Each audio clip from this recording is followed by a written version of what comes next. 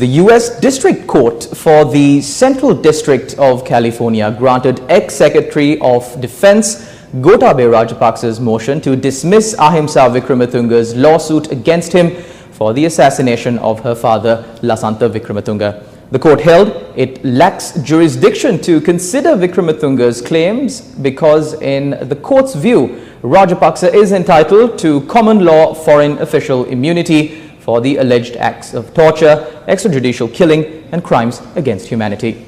The court found the acts were committed in his official capacity as Sri Lanka's Secretary of Defense.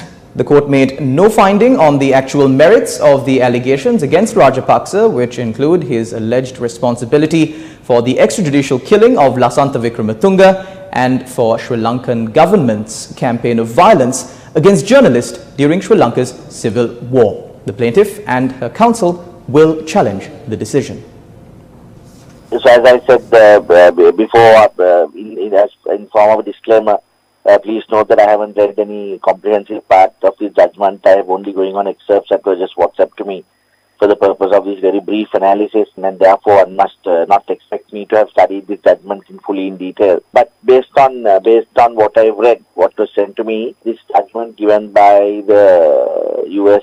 District Court in California appears to base the reason for the rejection of the claim on the grounds of jurisdiction based on a principle that is an old international law principle of sovereign immunity, and they name it in several words as foreign sovereign immunity or sovereign immunity or international immunity, but it all revolves on one concept, that is of sovereign immunity. The fact is that when a sovereign acts within its sovereign territory, that sovereign is supposed to be protected from other states trying to look at the justiciability of that action. So that is really very closely linked also to the concept of justiciability or non-justiciability, that is the ability to judge someone, and the acts of state or the actions that are done by a state, qua state, as a state. So these are all very related concepts. Now this judgment has been, I believe, the reason is related to that. Whole principle was that it was only the sovereign, meaning the head of that state, when he acted even overseas in a certain capacity, he could not be touched by domestic courts of that country.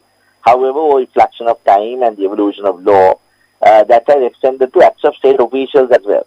So what this judge is trying to say, I believe, my interpretation is that the allegations raised by the plaintiff in this case, Ahimsa's daughter, I believe, has been based on the acts committed by Mr. Rajapaksa during a tenure of office and under guise of that office. As to whether it was so or not so, and whether the act complained of was actually going beyond that, is not an act that the U.S. court has gone into, because they have immediately accepted the fact that, well, you are saying that such and such acts have been done in his capacity as a Secretary of Defense or whatever, as an act of a state official.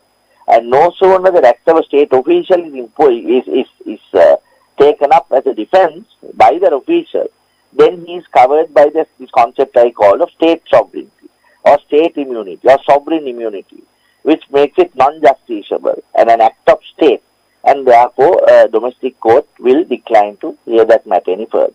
So that is the long and short of the basis I see of this order given by this U.S. District Court.